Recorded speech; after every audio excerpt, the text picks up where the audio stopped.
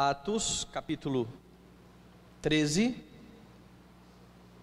vai ser do verso 13 até o verso 41, mas somente alguns versículos de início. E navegando de Pafos, Paulo e seus companheiros dirigiram-se a Perge da Panfilha. João, porém, apartando-se deles, voltou para Jerusalém. Mas eles, atravessando de Perge para Antioquia da Pisídia, indo num sábado à sinagoga, assentaram-se. Depois da leitura da lei e dos profetas, os chefes da sinagoga mandaram dizer-lhes: Irmãos, se tendes alguma palavra de exortação para o povo, dizei-a. Paulo, levantando-se e fazendo com a mão um sinal de silêncio, disse: Varões israelitas e vós outros que também temeis a Deus, ouvi. Vamos lá para o versículo 38. Tomai, pois, irmãos, conhecimento de que se vos anuncia remissão de pecados por intermédio deste, e por meio dele todo o que crê é justificado de todas as coisas das quais vós não pudestes ser justificados pela lei de Moisés. Notai, pois, que não vos sobrevenha o que está dito nos profetas.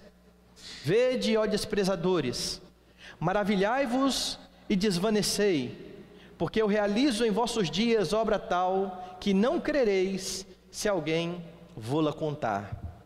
Vamos orar nesse instante. Exaltamos, Pai Santo, o Teu nome bendito. É muito bom poder nos reunir como Tua igreja, junto com os nossos irmãos que também foram lavados e remidos pelo Teu sangue, a fim de poder prestar culto ao Teu nome. É bom saber, ó Deus, que o Senhor nos convoca nesse santo dia, no dia do Senhor, a fim de nos achegarmos diante de Ti, para ouvir, ó Deus, as Tuas palavras benditas, que emanam, ó Deus, da Escritura. Que o Senhor venha, ó Deus, falar por meio da pregação da palavra. Que os nossos corações estejam preparados para aquilo que o Senhor, ó Deus, irá falar conosco. Que o Senhor trate a nossa vida, nos instruindo, nos exortando, nos animando, nos repreendendo, se for o caso.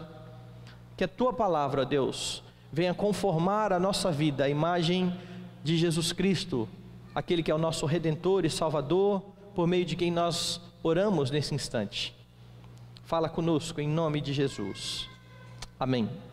Meus irmãos, nós vimos que nos primeiros versículos aqui do capítulo 13 de Atos dos Apóstolos, Lucas começou a relatar a primeira viagem missionária de Saulo e de Barnabé. Se você voltar um pouquinho aí a página da sua Bíblia, vai ter essa informação logo no primeiro versículo, dizendo que na igreja de Antioquia havia profetas e mestres. E dentre estes homens que são listados aqui por Lucas como profetas e mestres, dois deles são destacados, Saulo e Barnabé, e eles são enviados, veja no versículo 4, enviados pelo Espírito Santo, e eles descem a Seleucia navegando para Chipre. Eles saem então de onde eles estavam, de Antioquia, velejam até a ilha de Chipre, chegando bem na ponta aqui de Chipre. Ali eles vão até a sinagoga, pregam a palavra de Deus, atravessam toda a ilha de Chipre, chegando então na capital daquele lugar. Eles são chamados ali pelo procônsul e eles pregam a palavra a Sérgio Paulo, que vem se converter. Isso está aí nos primeiros versículos de Atos dos Apóstolos até o versículo de número 12. E então, depois que há o relato dessa conversão de Sérgio Paulo e o confronto que eles tiveram lá com um falso profeta que havia naquele lugar, o versículo 13 começa dizendo que eles continuam a sua viagem. Veja aí: navegando de Pafos, Paulo e seus companheiros dirigiram-se a Perge da Panfilha. João, porém, apartando-se deles, voltou para Jerusalém. E como eu tenho dito vez por outra aqui, Lucas está o tempo todo inserindo João Marcos no seu relato. Ele não fala muito a respeito de João Marcos, mas primeiro ele disse que João Marcos foi levado com eles para a viagem, e agora ele não se alonga muito no assunto João Marcos. Ele vai dizer simplesmente que João volta para para Jerusalém. Como eu tenho dito, isso aqui é Lucas preparando para aquilo que vai acontecer mais à frente, quando Saulo e Barnabé forem se dividir, exatamente por causa de João Marcos. E aqui então, João volta lá para o seu lugar. Eles estão então numa região do sul da Galácia. Marcos os deixa e eles atravessam, diz o texto aí, Perge na Panfilha, também região ali na Galácia. Eles vão até Antioquia da Pisídia. Não confunda as duas Antioquias. Eles saíram de uma Antioquia e estão indo até uma outra Antioquia. Várias cidades naquele tempo tinham o nome de Antioquia, e é por isso que Lucas está especificando aqui. Eles chegam a Antioquia da Pisídia, e também província romana da Galácia. Veja o que acontece aí. Como de costume, eles no versículo 14 se dirigem até a sinagoga. Eles, atravessando de Perge para Antioquia da Pisídia, indo num sábado à sinagoga, assentaram-se. Como eu tenho dito, esse padrão ele vai acontecer sempre aqui em Atos dos Apóstolos. Eles chegam numa cidade, como os judeus estão espalhados para tudo quanto é canto do império, há sinagogas em todos os cantos do império. Eles partem então da sinagoga, eles vão no dia em que os judeus se reúnem para a adoração do Senhor, e eles então participam ali do que está acontecendo na sinagoga. E veja então o que diz no versículo de número 15. Depois da leitura da lei e dos profetas, os chefes da sinagoga mandaram dizer-lhes: irmãos, se tendes alguma palavra de exortação para o povo, dizei-a. Era costume ceder a palavra a alguns irmãos que chegavam ali na sinagoga. Então Saulo se assenta na sinagoga, Barnabé está ali, e os chefes da sinagoga então estão dizendo: vocês têm alguma palavra de exortação? Paulo de imediato, ele não perde as suas oportunidades, como nós vimos no capítulo anterior. Ele se coloca de pé, veja lá no versículo 16, levantando-se, fazendo com a mão um sinal de silêncio, disse. E a partir de então, ele vai começar o seu sermão, e ele chama o seu público então a prestar bastante atenção no que ele tem a dizer. Veja: varões israelitas, e vós outros que também temeis a Deus, ouvi. E cabe aqui então uma explicação do porquê que Paulo está dividindo esses dois grupos. Ele está falando de judeus, de israelitas e de pessoas que também temem a Deus. Como eu disse, as sinagogas estão espalhadas pelo império. Os judeus estão na sua adoração, e muitos gentios vão até a sinagoga. Eles ouvem a lei do Senhor, eles conhecem o Antigo Testamento, mas eles não se submetem à circuncisão. Eles não se tornam oficialmente judeus, mas eles são considerados pessoas que temem a Deus. Eles até cumprem certos ritos que a lei dizia e participam dos serviços da sinagoga. E eles estão ali também ouvindo a lei no dia de sábado sendo lida, a lei e os profetas. Paulo então vai chamar a atenção destes dois grupos: os israelitas, os judeus, e estes que são tementes a Deus. Este é o público a quem Paulo vai pregar o seu sermão. E depois de chamar a atenção para aquilo que ele tinha a dizer, Paulo prega um sermão a respeito de Jesus como Messias. Esse é o tema da pregação de Paulo. Jesus é o Messias. Como é que Paulo demonstra isso àqueles homens? Paulo vai primeiro dizer que Jesus foi o Messias que foi prometido a Israel. Veja, isso está do versículo 17 até o versículo de número 25. Paulo começa o seu sermão fazendo um resumo da história de Israel. E isso nos faz lembrar o sermão de Estevão, tempos atrás, quando Saulo estava ali diante de Estevão, junto com a multidão que ouviu o sermão, e viram Estevão fazendo todo o relato do Antigo Testamento para provar que Jesus Cristo era o Messias enviado. Paulo segue a mesma sequência, ele faz um apanhado histórico de Israel. Veja, no versículo 17, ele vai dizer que Israel havia sido escolhido de forma soberana por Deus, que tinha sustentado esse povo no deserto. Olha o versículo 17. O Deus deste povo de Israel escolheu nossos pais e exaltou o povo durante sua peregrinação na terra do Egito, de onde os tirou com um braço poderoso. Ele então olha para estes homens que conhecem a história de Israel e disse: os nossos pais, eles foram escolhidos por Deus, foi Deus que se aproximou deles, foi Deus que se achegou a eles, e mais, Deus tornou esse povo grandioso. Ele faz menção também à libertação do cativeiro, quando ele diz: e exaltou esse povo durante a peregrinação na terra do Egito, de onde os tirou com o braço poderoso. E o público então tem que ouvir e lembrar dos grandes feitos de Deus no Antigo Testamento. Moisés indo até Faraó, confrontando o poder de Faraó, as 10 pragas, Deus se mostrando o Deus soberano, tirando um povo a fim de prestar culto ao Senhor. Ele continua no verso 18: e suportou-lhes os maus costumes por cerca de 40 anos no deserto.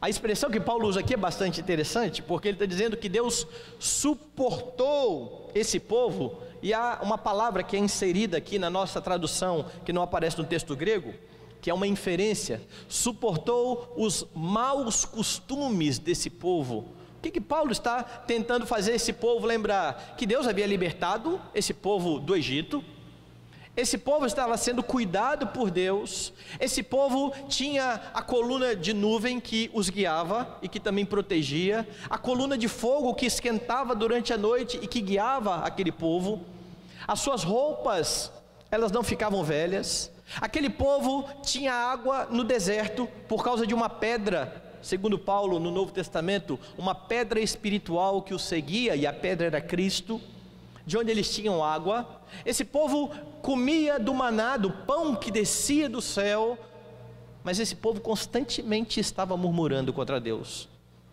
esse povo constantemente estava incorrendo em idolatria. Daí então Paulo dizer que Deus suportou os maus costumes por cerca de 40 anos. O que Paulo está dizendo é que Deus, a despeito dos pecados do povo, continuou sendo fiel à sua palavra, à sua aliança, como nós cantamos hoje à noite aqui. Deus é fiel àquilo que Ele estabelece, àquilo que Ele promete, e foi assim que Ele fez com o povo no deserto, a despeito dos pecados desse povo. Veja o verso 19: e havendo destruído 7 nações na terra de Canaã, deu-lhes essa terra por herança. Agora ele relata exatamente o cumprimento da promessa. Lembre-se aqui, veja o que Paulo está fazendo ao relatar a história de Israel. Essa terra havia sido prometida bem antes de Moisés, bem antes desse povo estar no deserto. Essa terra havia sido prometida a Abraão, quando Deus chega naquela terra dele e fala: sai da sua terra e vai para uma terra que eu vou te mostrar. E Abraão então se levanta na sua peregrinação e vai para um lugar onde ele não tinha a menor ideia de onde seria. Vai com a sua esposa com a promessa de uma terra e com a promessa de um descendente ou uma descendência. Veja quem vem dessa descendência: o Senhor Jesus Cristo, o Messias. É importante então entender o que Paulo está fazendo e a forma como ele está demonstrando a esse povo aqui que Jesus é esse Messias que Israel está o tempo todo esperando. Abraão então sai com essa promessa de uma terra e de uma grande nação, e aqui Paulo diz isso: ele destruiu as nações, ele julgou as nações e deu a esse povo a terra de Canaã. Paulo então recorda, apesar de não mencionar nesse ponto aqui a palavra, ele recorda a promessa que Deus havia feito a esse povo, a fidelidade com que Deus estava tratando esse povo. Foi Abraão quem recebeu a promessa, e esse povo agora usufruía das mesmas bênçãos prometidas a Abraão. Verso 20: vencidos cerca de 450 anos, depois disso lhes deu juízes até o profeta Samuel. E então aqui ele vai pular um pouco mais a história do povo, dizendo que Deus deu a esse povo líderes. E quando ele menciona esse período de 450 anos, ele está pegando o período desde Jacó, de quando Jacó chega na terra do Egito, havia fome, ele com a família foi para o Egito, até o período em que eles conquistaram a terra, período de 450 anos, Deus continuou cuidando desse povo. E como que Deus fez isso? Deus deu esse povo líderes espirituais, e ele então menciona aqui um desses líderes. Ele diz: deu juízes até o profeta Samuel. Samuel era um dos líderes do povo, era aquele por meio de quem Deus tratava e cuidava do seu povo. E é interessante que Samuel, que era um sacerdote, está sendo tratado aqui como um profeta, sacerdote e profeta. E aí o que acontece então? Veja no versículo de número 21. Então eles pediram um rei. Deus está cuidando do povo, e esse povo pede um rei. Esse povo pede um rei porque todas as nações à sua volta tinham um rei. Eles estão rejeitando o governo de Deus, e é isso que Deus fala para Samuel: eles não estão rejeitando a você, eles estão rejeitando a mim.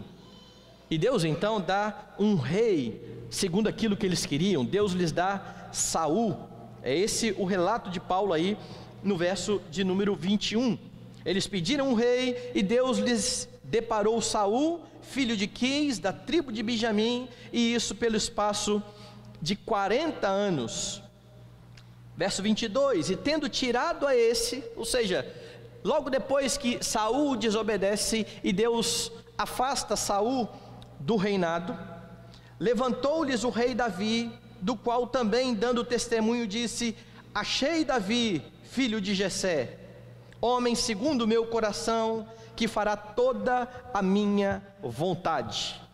Veja que interessante, o povo pede um rei, o povo rejeita Deus, Deus lhes dá Saul, um rei que não está atento à palavra de Deus, um rei que não cumpre as ordenanças do Senhor, um rei que vai sair para a guerra, vai ouvir uma ordem bem direta de Deus: destrua tudo que você vir pela frente, e que desobedece, dando a desculpa de que tinha separado o melhor para a adoração de Deus. Este homem é rejeitado.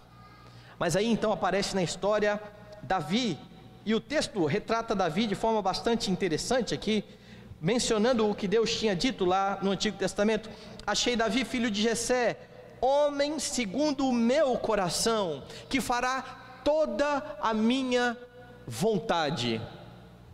Você conhece a história de Davi?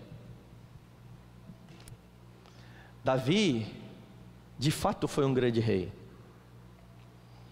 Davi, de fato, fez a vontade de Deus. Mas Davi cometeu grandes pecados. Davi tomou Batseba. Davi matou Urias. Davi foi negligente para com seus filhos. A grande diferença que você tem entre Davi e Saul é que em Saul você não vê contrição e arrependimento, mas em Davi você pode ver bem expresso nos 2 salmos que ele escreve logo depois de ter sido confrontado pelo profeta: enquanto calei os meus pecados, envelheceram os meus ossos pelos meus constantes gemidos todo dia, porque a tua mão pesava dia e noite sobre mim, o meu vigor se tornou em sequidão de estio. Confessei-te o meu pecado, a minha iniquidade não mais ocultei, disse: confessarei ao Senhor as minhas transgressões, e tu perdoaste o meu pecado. É o Davi que está diante de Deus pedindo: Senhor, restitui a alegria da minha salvação, Senhor, não me retires o teu espírito. Davi é um pecador, mas ele é um pecador contrito, é um pecador que quando confrontado com a palavra de Deus se arrepende, diferente de Saul, que quando confrontado joga a culpa no povo. Saul, que negócio é esse? Deus não falou para você destruir tudo? Foi, mas o povo disse para a gente poupar o melhor. Há uma diferença bem grande entre os dois. Mas por que Paulo está citando a palavra de Deus lá, onde Deus diz: achei Davi, homem segundo o meu coração, que fará toda a minha vontade? Porque Davi prefigura aquele que vem da sua linhagem, e esse de fato vai fazer toda a vontade de Deus. Não é à toa que Paulo está traçando a história de Israel, mostrando como no decorrer da caminhada do povo e no desenvolvimento do povo de Deus, Deus está trazendo a linhagem prometida lá para Adão, da mulher que iria esmagar a cabeça da serpente. E ele vai dando então detalhes a respeito desse Messias que Israel tanto espera durante a revelação do Antigo Testamento. Davi ouve, por exemplo, que ele viria da sua tribo, da tribo de Judá. Davi ouve que ele teria um descendente que se assentaria para sempre no trono. E Paulo então está fazendo menção a todas essas coisas, mostrando exatamente que o rei Davi prefigurava na verdade o grande rei de toda a terra. Da mesma forma que o profeta Samuel, da mesma forma que o sacerdote Samuel prefiguravam aquele que viria a ser o grande sacerdote e o grande profeta, o que Paulo está fazendo aqui é levar os seus ouvintes a considerar a história e mostrar que aquele que estava agora sendo pregado por eles, Jesus Cristo, era o Messias que eles tanto esperavam e que eles estavam rejeitando.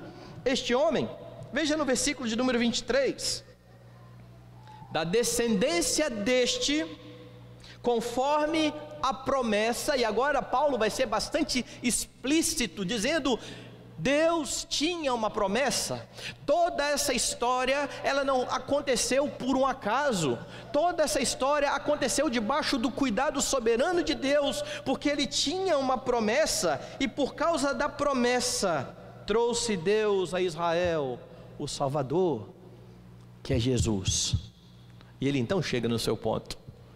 Esse Jesus a quem nós estamos pregando é nada mais, nada menos que aquele que foi prometido a Israel. Veja as palavras que ele usa aqui. Ele é o descendente, é uma palavra importante no Antigo Testamento, ela começa a aparecer em Gênesis, certo? O descendente da mulher iria esmagar a cabeça da serpente. Depois que Caim mata Abel, Eva fica grávida de Sete, e quando Sete nasce, Deus me concedeu outro descendente, no lugar de Abel que Caim matou. Deus vai falar da descendência de Davi, e Paulo está relembrando tudo isso. Ele é o descendente, conforme o pacto, conforme a promessa de Deus. Com qual intuito? Salvação. Ele veio para salvar o seu povo, e ele termina aí o seu relato nos versículos 24 e 25, chegando em João Batista, aquele que é considerado o último dos profetas, pelo menos naquele mesmo entendimento de profeta do Antigo Testamento. Veja aí: havendo João primeiro pregado a todo o povo de Israel, antes da manifestação dele, batismo de arrependimento. Mas ao completar João a sua carreira, dizia: não sou quem supondes, mas após mim vem aquele de cujos pés não sou digno de desatar as sandálias. E por que a menção de João Batista aqui? De novo, Paulo está enfatizando que Jesus é o Messias. Lembra-se de João? João vem como precursor de Jesus. João começa a batizar, os homens começam a fluir até João. João tem uma mensagem bastante dura, dizendo: vocês estão fugindo de quê? Quem foi que disse para vocês que o fato de ser batizados vai fazer com que vocês fujam da ira de Deus? Vocês têm que se arrepender. E com essa pregação, e com muitos indo até João Batista, logo vem as perguntas: você é o Messias? Vez por outra alguém está chegando para João Batista e dizendo: você é o Messias. E por mais de uma vez João Batista tem que dizer: eu não sou o Messias, eu fui enviado como o seu precursor, eu sou o amigo do noivo, eu não sou o noivo. E é isso que Paulo está dizendo aqui. João completou a sua carreira, mas ele testemunhou dizendo: após mim vem aquele que é mais poderoso que eu, após mim vem o Messias. Após mim vem aquele que vai redimir Israel, vem o Cordeiro de Deus que vai arrancar, tirar o pecado do mundo. Jesus é o Messias prometido a Israel. Então, quando Paulo tem oportunidade diante dos israelitas e dos homens tementes a Deus, de falar uma palavra de exortação, ele faz um apanhado da história e diz: Jesus Cristo é o Messias que nós esperamos. Jesus Cristo é o Messias conforme a promessa de Deus. Meus irmãos, Jesus veio para aqueles que o Senhor escolheu antes da fundação do mundo e que fazem parte do Israel de Deus. Veja que detalhe interessante: nas sinagogas estão israelitas e na sinagoga estão gentios, tementes a Deus, ambos, israelitas e gentios, ouvem de Paulo que Jesus veio como promessa para eles. Não foi uma promessa para o povo étnico simplesmente, mas para ambos. Jesus veio para todo aquele que nele crê. Não é isso que João fala no seu evangelho? Deus amou o mundo de tal maneira que deu o seu Filho, para que todo aquele que nele crê não pereça, mas tenha vida eterna. Então, se você é um crente em Jesus Cristo, se você um dia entendeu a obra redentora de Jesus, se você recebeu o batismo e faz parte do corpo de Cristo, louve a Deus, porque você é alvo daquela promessa que Deus fez desde Gênesis. Você também faz parte disso. Nós podemos nos alegrar com o Messias, com o Salvador Jesus Cristo e com a fidelidade de um Deus que salvou o seu povo. E se nós nos assentamos hoje para louvar a Deus, para adorar a Deus, é exatamente por conta dessa fidelidade de Deus à sua palavra. E isso significa que tudo aquilo que Paulo está dizendo aqui se aplica também a você. O Deus que cuidou de Israel no deserto é o Deus que cuida de você. E por vezes nós esquecemos quem é o nosso Deus. Esquecemos porque durante a semana nós fazemos uma divisão da nossa vida. Nós vamos à igreja no domingo, isso é bom, é legal louvar a Deus, é bom estar com os irmãos, mas para muitos Deus não é presente ou não é realidade no dia a dia, e é por isso que vem tanto desespero, vem tanta angústia, vem tanta ansiedade. E agora, e as minhas contas? E agora, a minha saúde? O que eu vou fazer sem emprego? Deus cuida de você, a despeito dos seus pecados. Porque a semelhança de Israel, irmãos, nós também nos tornamos muitas vezes idólatras. Muitas vezes nós deixamos Deus, muitas vezes nós rejeitamos a Deus e o governo dele na nossa vida. E a despeito de tudo isso, Ele tem cuidado de você. Então tenha certeza desse cuidado. E lembre-se que esse cuidado envolve também a disciplina do Senhor. Deus disciplinou aquele povo quando esse povo o rejeitou, dando-lhe Saul. Aquilo foi disciplina para o povo. E Deus nos trata dessa forma. Se somos povo dele, seremos abençoados por ele, seremos cuidados por ele, seremos disciplinados por ele quando for necessário, para que nos mantenhamos na sua presença bendita. O Deus que cuidou de Israel cuida de você. Não ande preocupado. É por isso que Jesus pôde olhar para os seus discípulos e dizer exatamente isso: não andeis ansiosos. É por causa desse cuidado que Jesus pode olhar para os seus discípulos e dizer: não temais. É por causa desse cuidado que Paulo pôde expressar: aquele que começou boa obra em vós há de completá-la. E todas as demais promessas que você tem na Escritura, exatamente porque Deus é um Deus que cuida do seu povo. É preciso aprender com a história dos nossos pais, a fim de não andarmos preocupados, ansiosos. Paulo vai falar isso em Romanos, né? que tudo o que foi escrito para o nosso ensino foi escrito. Eu costumo dizer isso, se você pode aprender de duas formas. Você pode aprender quebrando a cabeça, ou você pode aprender lendo a Bíblia. Esse é um caminho melhor. As experiências dos nossos irmãos do passado e a forma como Deus lidou com eles, estas experiências estão registradas para o nosso ensino, para nos conformar à imagem do Senhor Jesus Cristo. Então, apesar de imperfeito e de não poder cumprir plenamente a vontade de Deus, você é alvo do cuidado de Deus, e Ele olha para você como alguém que fez toda a sua vontade, do mesmo jeito que Ele olhou para Davi. Sabe essa palavra? Achei Davi um homem segundo o meu coração. Sabe por que Davi era um homem segundo o coração de Deus? Por causa da sua esperança no Messias. Não era por causa dele. Às vezes nós achamos assim: será que Deus falaria isso de nós?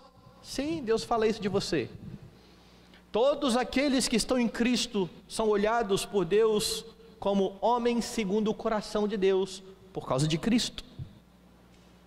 Todos aqueles que estão em Cristo ouvem de Deus aquilo que Jesus ouviu: este é meu filho em quem eu tenho prazer. E você pode ter plena certeza de que Deus tem prazer em você, e de que Ele olha para você como alguém segundo o seu coração, mas de novo, por causa de Cristo, por causa daquele que sustenta a sua vida, que ampara a sua vida, que se deu por você, que cuida de você.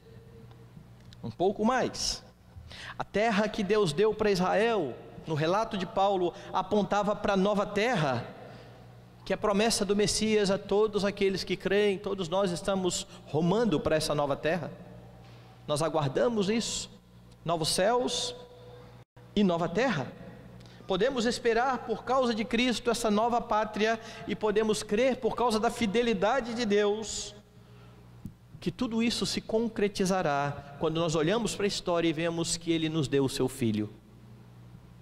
Paulo está pregando então, está dizendo: Jesus Cristo é o Messias prometido a Israel. Ele é o sacerdote melhor do que Samuel, Ele é o profeta melhor do que Samuel, Ele é o rei melhor do que Davi. E como profeta, sacerdote e rei, Ele nos serve como igreja. Ele governa a nossa vida, Ele intercede por nós, Ele nos dá a sua palavra.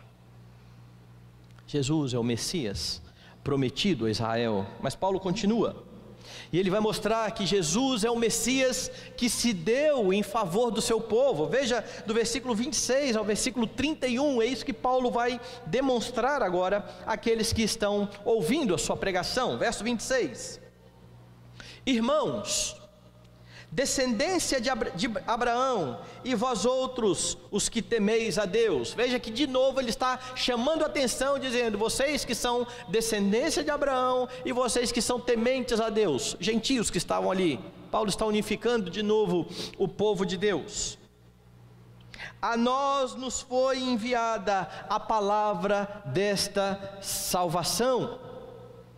Todos nós que estamos aqui ouvindo, é isso que Paulo está dizendo, somos alvo dessas promessas, e para nós essa salvação foi enviada. A palavra da salvação por meio do Messias foi enviada a ambos, e é por isso que eles precisavam dar ouvidos, olhar para as promessas de Deus e ver que elas culminavam numa pessoa: Jesus Cristo, o Salvador, o Redentor. Veja o verso 27. Pois os que habitavam em Jerusalém e as suas autoridades, não conhecendo Jesus, nem o ensino dos profetas, que se leem todos os sábados, quando o condenaram, cumpriram as profecias. Veja que interessante, ele está relatando toda a história, dizendo: Jesus é o Messias, Deus enviou a sua palavra para nós. Agora, Jesus foi morto, sabe por quem? Por pessoas que liam as profecias, mas a despeito de ler as profecias, eles não conheciam a Cristo. Eles rejeitaram o Messias e condenaram o Messias. Mas Paulo continua dizendo: nada disso fugiu ao controle de Deus. O Deus que soberanamente chamou um povo, formou um povo, engrandeceu esse povo, está cumprindo os seus propósitos também com relação ao seu Filho. E é isso que ele está dizendo, quando ele diz que quando eles condenam a Jesus, eles cumprem as profecias. Eles cumprem tudo aquilo que Deus já tinha determinado a respeito de Jesus Cristo. Então, quando eles matam a Jesus, quando eles humilham, quando Jesus padece, sofre, os homens estão cumprindo a vontade de Deus. Deus continua soberano até no momento em que o seu filho é morto. Não saiu do controle. Lembra dos judeus esperando um Messias político? Lembra da frustração dos judeus quando o seu Messias morre? Paulo está fazendo menção a estes atos. Tudo isso foi para cumprir as profecias. Verso 28: embora não achassem nenhuma causa de morte, pediram a Pilatos que ele fosse morto. E a ênfase de Paulo aqui é para dizer que quando o Messias é condenado, ele é condenado de forma injusta, porque ele cumpre tudo aquilo que Deus ordena. Os judeus conhecem a lei, os judeus sabem da maldição que há na lei para quem peca, mas ele faz questão de enfatizar: Jesus não pecou, Jesus cumpriu toda a lei, ninguém tinha do que acusá-lo, mas a despeito disso, eles pedem a Pilatos a sua morte. Ele é morto de forma injusta, mas veja o verso 29, depois de cumprirem tudo o que a respeito dele estava escrito, tirando-o do madeiro, puseram-no num túmulo.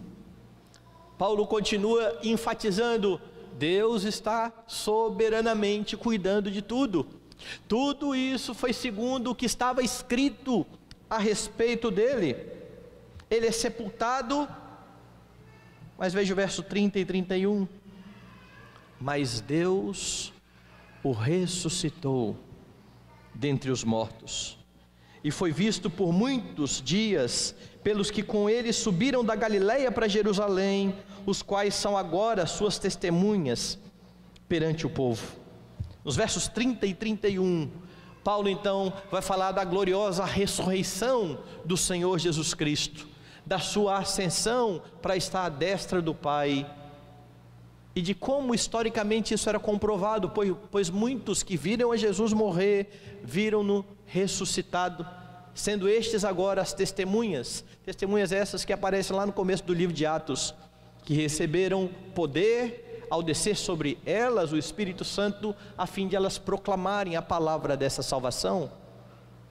Paulo então está apontando para a obra do Messias em favor do seu povo, e quando ele fala a respeito disso, ele cita as Escrituras como prova da morte e da ressurreição de Cristo. E quando ele cita as Escrituras, ele quer nada mais, nada menos comprovar que ele é o Messias esperado pelo povo. E é por isso que ele está dizendo o tempo todo: eles estão cumprindo o que os profetas disseram, eles estão cumprindo tudo o que foi dito a respeito deles. A autoridade da pregação de Paulo provém da palavra, e Jesus vem para cumprir toda aquela palavra. Jesus é o Messias que morre em favor dos seus. Sua morte não foi em favor dos judeus somente, sua morte não foi em favor de uma nação étnica, sua morte foi em favor de todos aqueles escolhidos pelo Senhor antes da fundação do mundo, tanto que pertencem a Israel étnico, quanto do meio dos gentios. Todo o Israel de Deus. Foi por causa desses, e somente por causa desses, que o Messias se deu, que Jesus derramou o seu sangue. Então, se você crê em Cristo, se você ama o Senhor, se você busca andar nos caminhos de Deus, você pode louvar a Deus por causa daquilo que Ele fez em seu favor, porque nada disso que você faz é por conta própria. Nós amamos porque Ele nos amou primeiro. E Ele nos capacita a cumprir a sua vontade. E Ele nos dá o seu Espírito a fim de podermos ouvir a sua voz e colocá-la em prática. Você pode andar desta forma porque quando Jesus morreu, você morreu com Ele. Quando Jesus ressuscitou, você ressuscitou com Ele. A sua vida que não agradava a Deus, a sua vida que buscava ficar à parte de Deus, é agora reconciliada. Lembra de Paulo em Romanos? Justificados, pois, mediante a fé, temos paz com Deus, por meio de Jesus Cristo, nosso Senhor. E é por causa dessa obra que nós podemos viver de modo digno do Evangelho. Viva aquilo que a Escritura diz. Conheça a palavra de Deus. Conheça as Escrituras, mas olhe para o texto e lembre que conhecer a Bíblia não implica ser discípulo de Cristo. Paulo está dizendo em seu sermão que Jesus foi morto por aqueles que liam as Escrituras todos os sábados. Tem muita gente que se engana, achando que é cristão porque vai à igreja, porque tem uma rotina de leitura bíblica, de oração, porque dá o dízimo, e essas coisas todas são importantes, elas são ordenadas na Escritura. Nós precisamos ler a Bíblia de dia e de noite, nós precisamos orar sem cessar, nós precisamos honrar a Deus com as primícias da nossa renda, nós precisamos participar da igreja que é o corpo de Cristo. Tudo isso é ordenado. Mas é possível que muitos estejam fazendo todas essas coisas com o coração longe de Deus, à semelhança dos fariseus, que ouviram de Jesus exatamente essa palavra: esse povo me honra com os lábios, mas o seu coração está distante de mim. Por isso, quando você pegar a sua Bíblia, ou fazer a sua devocional, peça ao Senhor que ilumine o seu entendimento com o Espírito, peça que Ele aplique a palavra ao seu coração, peça que Ele dê forças a você, para que você se adeque àquilo que Ele ordena, porque Ele já te deu capacidade quando Jesus morreu e ressuscitou em seu favor, e fez de você uma nova criatura. Jesus morreu em favor do seu povo. Aqueles que guardam os mandamentos são aqueles que amam a Jesus. Lembram-se das palavras dele? Aquele que tem os meus mandamentos e os guarda, esse é o que me ama. E aquele que me ama será amado por meu Pai, e eu também o amarei e me manifestarei a ele. Usufrua, meu irmão e minha irmã, do benefício bendito de poder cumprir a lei do Senhor, de poder ter prazer na lei do Senhor, de poder se comprazer nos mandamentos, de poder olhar para a lei da mesma forma que Davi olhava, mais desejável do que ouro, do que muito ouro depurado, mais doce do que mel e o destilar dos favos. Não veja a vida cristã como um peso. Infelizmente, por conta de um cristianismo comportamental dos nossos dias, as pessoas às vezes olham para os crentes como o povo que não pode fazer nada, e é uma coisa pesada, tudo não pode, nada pode. Você pode tudo, tudo. Não foi isso que Paulo ensinou? Todas as coisas me são lícitas. É lógico que você pode tudo o que não é proibido pela lei. Você não pode adulterar, você não pode desonrar o seu pai e sua mãe, mas aquilo que não é proibido pela lei, você pode tudo. O que você não pode? Você não pode se deixar dominar por essas coisas. Estas coisas não podem ser aquilo que faz o seu coração ficar feliz mais do que estar com Jesus, porque quando você é dominado pelas coisas lícitas, você já está deixando Deus de lado, aquele que morreu e ressuscitou por você, para que você tivesse liberdade para fazer todas essas coisas, mas para a glória dele. Quer comais, quer bebais, ou façais outra coisa qualquer, fazei tudo para a glória de Deus.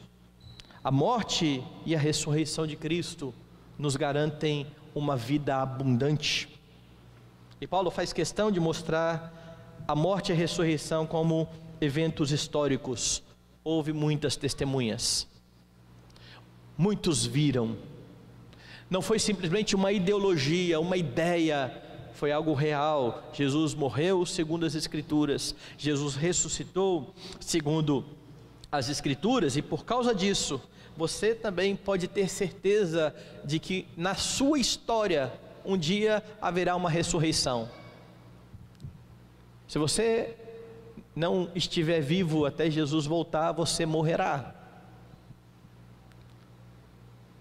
Mas a historicidade da ressurreição de Cristo nos garante que nós também ressuscitaremos. Essa é a nossa crença como igreja. Então viva com essa esperança. Você precisa crer de acordo com as Escrituras, porque foi essa a base que Paulo usou para provar a morte e a ressurreição de Jesus como Messias. Por último, Paulo vai demonstrar que Jesus é o Messias que concede a salvação ao seu povo. Isso do verso 32 ao verso 41. Veja como que Paulo está fazendo isso. A partir do verso 32, veja, ele fez um apanhado da história de Israel. Ele mostrou que Jesus, na sua morte e ressurreição, cumpriu todas as promessas feitas a Israel, e agora ele vai começar a aplicar a sua mensagem. Ele está dizendo: esse evangelho que eu estou pregando diz respeito à promessa feita aos nossos pais. Os judeus estavam aguardando o Messias, e Paulo está dizendo: é ele que eu estou proclamando. Veja o verso de número 32. Nós vos anunciamos o evangelho da promessa feita aos nossos pais. O que nós estamos falando aqui não é novidade. O que nós estamos falando aqui não é algo que vai contra o judaísmo. Nós estamos simplesmente pregando aquilo que era a esperança dos judeus: Jesus Cristo como Messias. Verso 33: como Deus a cumpriu plenamente a nós, seus filhos, ressuscitando a Jesus, como também está escrito no Salmo 2: Tu és meu filho, eu hoje te gerei. E aqui há algo bastante importante para você notar. Paulo está dizendo: Deus cumpriu todas as promessas em Jesus Cristo. De novo, ele unifica o povo em favor de todos nós. Ele não se dirige só a judeus, ele se dirige a judeus e a gentios. E o que ele vai fazer agora é: confiram nas Escrituras. É por isso que ele está dizendo: como está escrito. E o que ele cita aí no versículo 33, no finalzinho? Tu és meu filho, eu hoje te gerei. Se você estava atento à liturgia, você viu que nós já lemos isso hoje. Salmo de número 2. O que Paulo está dizendo é: sabe aquilo que é proclamado lá no Salmo? Deus cumpriu isso por meio do Senhor Jesus Cristo. Então ele cita o Salmo 2 para mostrar que Jesus é o próprio Filho de Deus. Vai lá no Salmo de número 2.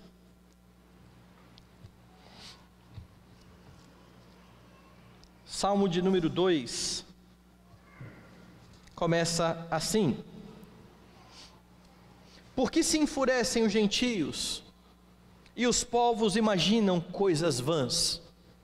Os reis da terra se levantam e os príncipes conspiram contra o Senhor e contra o seu ungido, dizendo: rompamos os seus laços, sacudamos de nós as suas algemas. E eles conheciam esse salmo. Paulo está citando um salmo que fala a respeito da grande vitória do Messias de Deus, a despeito dos homens todos estarem escarnecendo dele. Os povos estão imaginando coisas vãs a respeito do Messias. Os povos não estão dando a mínima. Os reis tentam se exaltar contra o Messias. E o que Deus está fazendo? Ri-se aquele que habita nos céus. O Senhor zomba deles. Na sua ira, a seu tempo, lhes há de falar, e no seu furor os confundirá. Eu, porém, constituí o meu rei sobre o meu santo monte Sião. Proclamarei o decreto do Senhor. Ele me disse: tu és o meu filho, eu hoje te gerei. As palavras aqui no Antigo Testamento eram entendidas como a coroação do rei. Era o filho do rei subindo ao trono do seu pai. Mas Paulo as aplica a Cristo, dizendo que Jesus é o grande rei, coroado pelo seu pai. Paulo está citando as Escrituras para que o povo possa ter plena certeza de que aquele que concede salvação é o rei de toda a terra. As palavras apontam para Jesus Cristo. Vai lá no verso de número 34, volte a Atos. E que Deus o ressuscitou dentre os mortos, para que jamais voltasse à corrupção. Desta maneira o disse: e cumprireis a vosso favor as santas e fiéis promessas feitas a Davi. E agora ele de novo vai citar o Antigo Testamento. Ele está citando agora Isaías 55:3 e o Salmo 16:10, que falam a respeito da ressurreição de Cristo. Veja o verso 35. Por isso também diz em outro salmo: não permitirás que o teu santo veja corrupção. Agora veja como Paulo vai desenrolar agora o seu argumento, porque é fantástico o que Paulo vai fazer agora. Verso de número 36. Porque na verdade, tendo Davi servido a sua própria geração, conforme o desígnio de Deus, adormeceu, foi para junto dos seus pais e viu corrupção. Quem escreveu esse salmo foi Davi. Não permitirás que o teu santo veja corrupção. Paulo está dizendo, isso não era para Davi, porque Davi viveu a sua vida, serviu a Deus, serviu a sua geração, morreu. Ele viu corrupção. Quem foi que não viu corrupção? Veja o sermão. Verso 37. Porém aquele a quem Deus ressuscitou não viu corrupção. E agora então ele vai dizer: ele é o Messias que se deu, morreu, ressuscitou, foi feito rei, se assentou à destra de Deus, porque a Escritura dizia que ele não veria corrupção. O Messias, por conta de toda essa obra, concede salvação a todo o que crê. É por isso que vem a exortação final de Paulo no seu sermão. Repare aí, a partir do versículo de número 38. Tomai, pois, irmãos, conhecimento de que se vos anuncia a remissão de pecados por intermédio deste, e por meio dele todo o que crê é justificado de todas as coisas das quais vós não pudestes ser justificados pela lei de Moisés. E agora então Paulo aplica diretamente o seu sermão, dizendo: toda a lei de Moisés só fez uma coisa por vocês: condená-los. Mas se vocês crerem naquele que Deus enviou, prometendo desde o Antigo Testamento, se vocês crerem naquele que se deu em favor do povo, vocês vão conseguir salvação. A salvação se dá por meio do Senhor Jesus Cristo. Vocês podem obter reconciliação com Deus. Então, irmãos, tomem conhecimento. Nós estamos pregando aqui perdão, remissão de pecados. Só existe remissão por causa de Cristo. A lei não consegue fazer isso. É por isso que não há boas obras capazes de salvar o homem. Por melhor que você seja, por mais que você se esforce, estas coisas só trazem condenação. A salvação se dá por meio de Jesus Cristo. Vocês podem ter os pecados perdoados, vocês podem ser justificados. Basta crer. Todo o que crê. Paulo está chamando estes homens a crer no Senhor Jesus Cristo a fim de ter salvação. E ele então faz uma exortação final bastante dura. Verso 40 e 41. Notai, pois, que não vos sobrevenha o que está dito nos profetas. Vede, ó desprezadores, maravilhai-vos e desvanecei, porque eu realizo em vossos dias obra tal, que nem crereis, se alguém vô-la contar. O povo conhecia essas palavras. O povo sabia de onde Paulo estava tirando estas palavras. Essa é uma profecia de Abacuque. Se você for no livro de Abacuque, depois você vai ver que Deus iria levantar uma nação para punir Israel, caso Israel não desse ouvidos a Deus e se arrependesse. Quando então ele diz, eu vou realizar a obra tal que vocês não vão acreditar, a obra tal seria levantar a nação que iria punir Israel por causa dos seus pecados. Então quando Paulo anuncia Jesus como Messias, quando Paulo chama esses homens a crerem em Jesus Cristo, ele termina dizendo, e se vocês não crerem, aquilo que Abacuque disse a respeito, e que se cumpriu em Israel, se cumprirá com vocês. Cuidado para que vocês não sejam condenados. E aí você então lembra o Salmo 2 que está sendo citado aqui, que termina exatamente assim: beijai o filho para que se não irrite, porque dentro em pouco se lhe inflamará a sua ira. Ninguém pode se suster diante dele. Você quer uma amostra disso? Depois você vai no livro de Apocalipse e veja o que acontecerá na vinda de Jesus Cristo. Os reis, os poderosos, aqueles mesmos que são citados lá no Salmo 2, dirão aos montes: caí sobre nós e escondei-nos, porque chegou o dia da ira do Cordeiro. Eles estão desesperados. Paulo exorta o seu público a crer no Senhor Jesus Cristo, porque o mesmo fim que teve Israel sendo julgado por Deus, terão todos aqueles que não se renderem a esse Messias prometido. E eu preciso enfatizar de novo, a pregação de Paulo é baseada nas Escrituras, e ele cita todos esses textos para provar suas afirmações a respeito de quem é o Messias e de como o homem pode conseguir salvação. Em seu ministério Jesus disse isso: quem crê em mim, segundo as Escrituras, do seu interior fluirão rios de água viva. Tem muita gente que está na igreja, frequenta a igreja, não conhece a Escritura, crê no Deus segundo a sua imaginação, e um Deus segundo a sua imaginação não salva. Eu já contei por mais de uma vez, e eu conto mais uma vez aqui, de um aconselhamento que eu tive de alguém que estava bastante triste, cheio de depressão, de ansiedade, e que não conseguia encontrar paz, cristão, presbiteriano, batizado na igreja. E a minha pergunta foi: o que você pensa a respeito de Jesus? Quem é Jesus para você?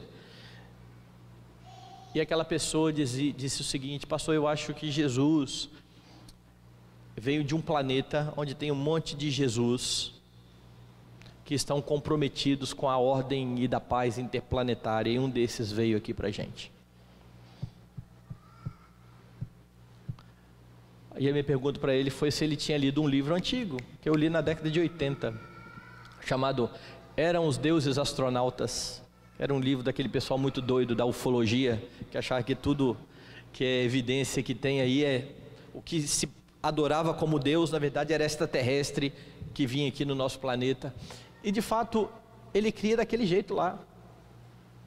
É por isso que ele não encontrava consolo, é por isso que ele não encontrava conforto, é por isso que não havia paz, porque o Jesus que ele cria era um Jesus segundo a imaginação de outros, não era o Jesus da Escritura. Jesus da Escritura diz: quem crê em mim, como diz a Escritura, do seu interior fluirão rios de água viva. E se você crê como a Escritura diz, você pode ter certeza de que as promessas de Cristo se cumprem. Vinde a mim, vós que estáis cansados e sobrecarregados, e eu vos aliviarei.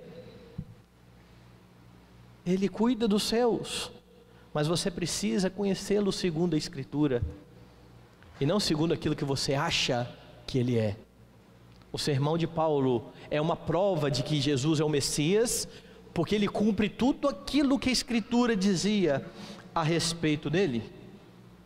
Isso significa que você deve conferir tudo aquilo que você ouve com as Escrituras. Quando você vem à igreja e vê o pastor pregar, você não fala: poxa, foi legal o sermão, interessante. Confira com as Escrituras. E se não estiver de acordo com as Escrituras, deixe de lado. Por melhor que seja o pregador que você ouvir, por mais bonitas que sejam as palavras que ele proferir, se não estiverem de acordo com a lei e com os profetas, elas não servem de nada. Nós precisamos crer de acordo com as Escrituras. Não se deixe enganar pelos encantos da retórica e das palavras bonitas.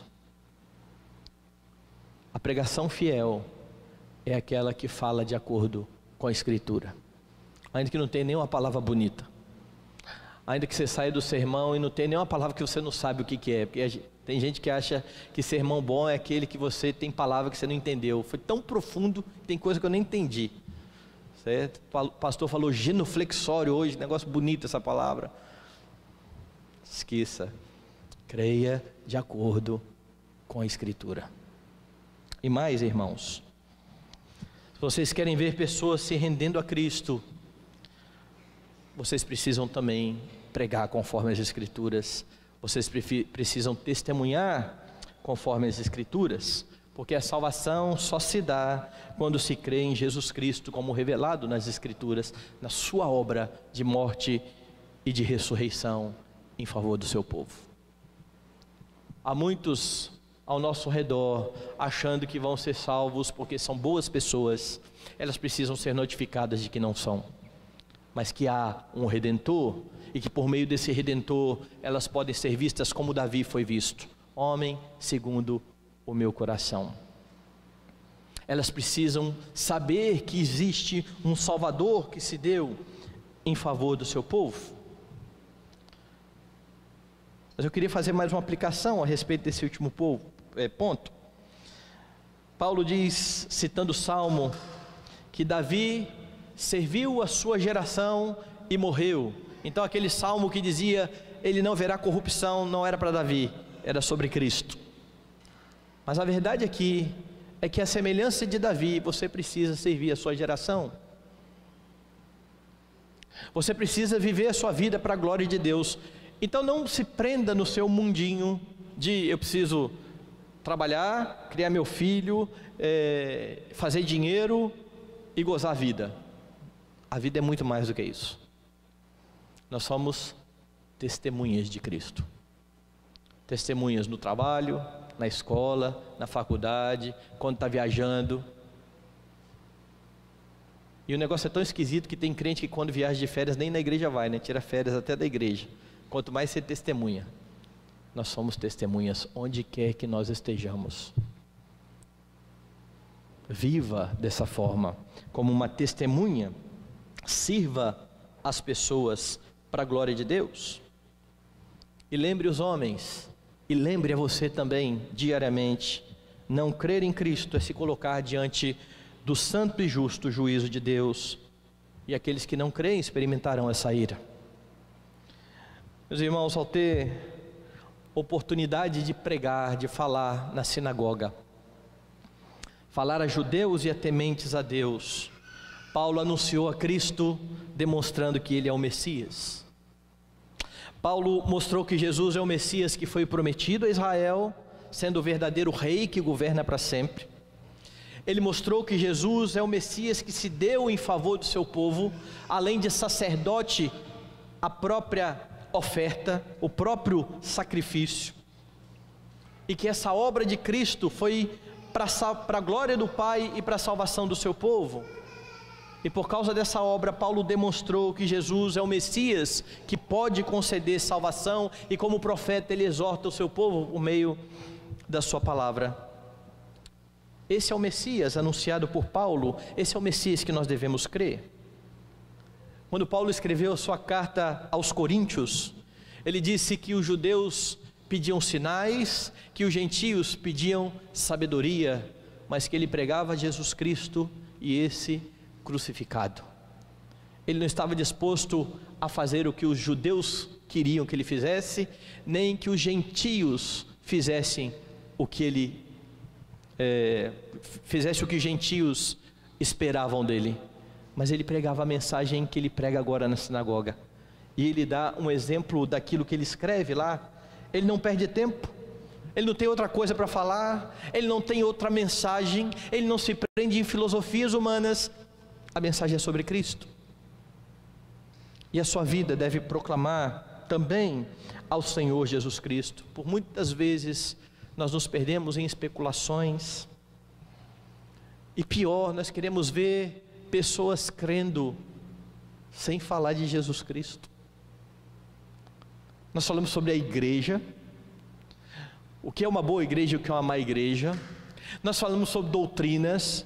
A pessoa não tem a mínima ideia da Bíblia, mas você já fala sobre predestinação, decretos eternos de Deus, Jesus e a união hipostática, e a pessoa tem um monte de informação e não ouviu a mensagem do Evangelho.